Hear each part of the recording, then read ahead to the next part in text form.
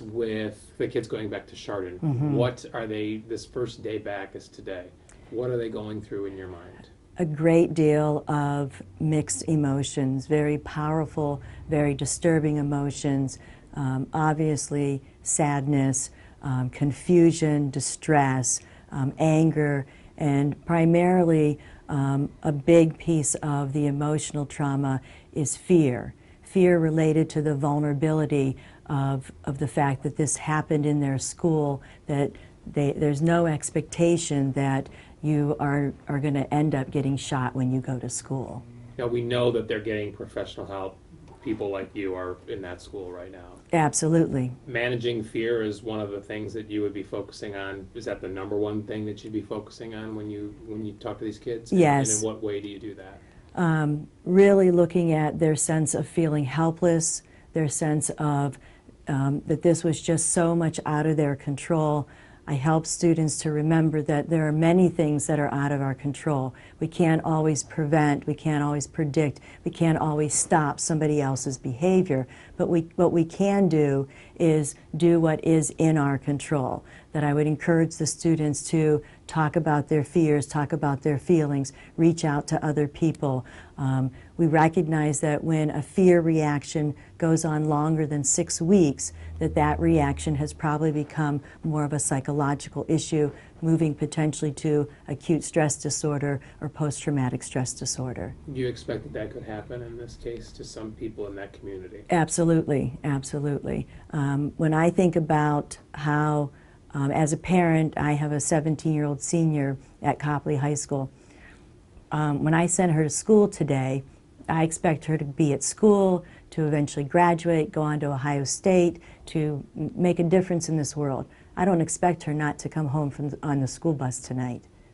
And what do you do to help the parents and the kids get, I don't want to say get over this because you don't. But well, actually, that's exactly what we want to do. We want to move from the acute emotions, moving into survival mode. How do we survive? How do we manage? One of the biggest ways of managing and surviving is going back to normalcy. The best thing that can happen for these children is to go back to school. That normalcy helps them to see that this sudden sense of the world being dangerous doesn't exist anymore. They're back to school, they're going to resume their classes, they're going to have a basketball game, they're going to hang out with their friends, and they're going to see that life isn't so threatening, so dangerous as it was on that tragic day. And if it goes beyond that period, then they need to get professional help, the 6-week period that you mentioned. Absolutely. The school. Absolutely. Now, there may be some students and families that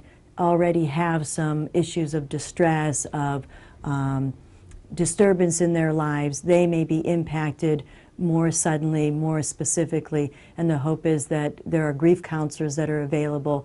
The teachers, the administrators, the counselors at schools will help identify these students and move them towards psychological treatment very quickly. Are there any specific exercises you would push them towards other than talking and expressing their feelings? Anything that you physically can or that you would advise parents to do? Well, we've already seen a lot of what the strength of these students have. The memorial they've set up, the words, the messages that they have posted. It's incredible what the emotion that students have and how powerful their emotions can be to help heal each other. The wearing of their school colors, the putting up the ribbons in the community. A lot of those are very tangible things. High school students tend to be very concrete. They need to see things visually to help them have that sense that they can recover. And yes, the goal is that they will overcome this. And you did some work after Columbine in 1999. You went into the local schools here. How many schools did you go into? Yes, I did. I went into about 5 high schools.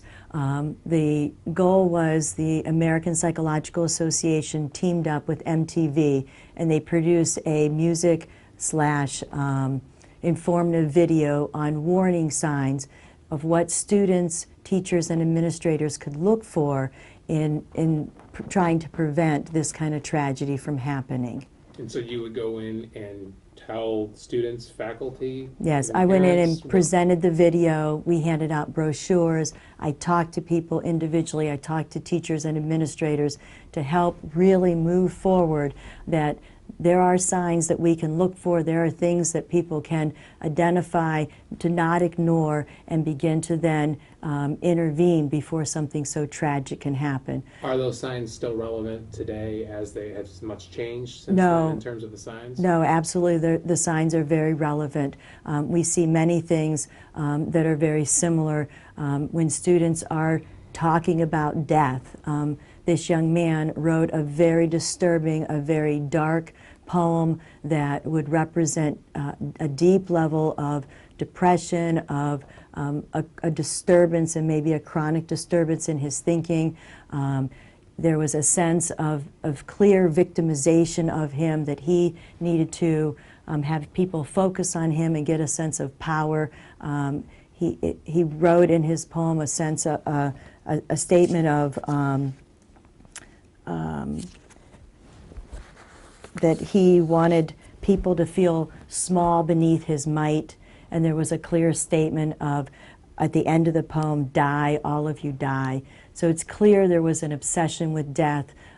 We also see warning signs of, you know, and I don't know if it was the case in this young man, of bullying, or more that he felt victimized, that, you know, there's a sense that the world may be against him, or that he's not getting all that he wants, and that often we see these students talking about suicide, and that the world really doesn't have anything to offer them, that there's a sense of hatred towards society, and as a result wanting to,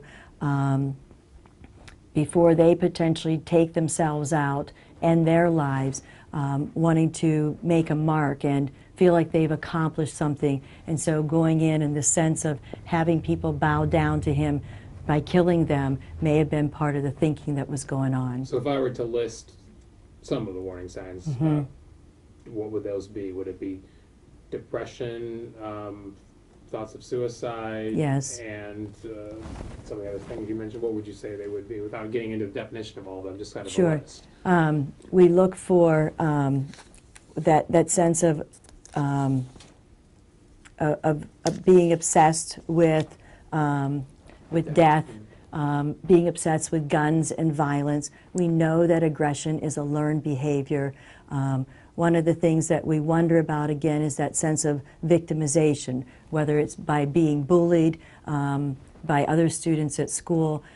In 2 years before Columbine, the school shooter there talked about he just couldn't take it anymore. People told him to ignore what was going on, and the rage built up, and he got to such a point where he wanted to then stop this sense of being mistreated and stop others from bullying him.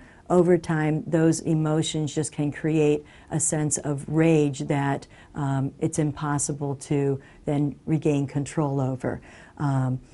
When individuals stop doing things that they naturally do, they stop caring, they stop engaging in activities, we see a loss of a sense of pleasure in life. Again, that's often a sign of depression, that there's something wrong. This is a sign there's something wrong, when there's that helplessness, that hopelessness. In all the research that I've done, the shooters typically tell people. They make some type of announcement, some type of indication that they have these plans. With Eric Harris, the shooter in Columbine, who was primarily the mastermind of that incredibly horrible, tragic massacre, 3 years prior to the event happening, he was posting on a website, he was talking about it. Unfortunately, the authorities did not act on it, and the event occurred. That tendency again towards suicide, that obsession with guns, with weapons, and of course, in order to be able to do such a fatal, tragic event, students, youth have to have access to some kind of weapons. And again, we look at a real need to limit and control their access in that way.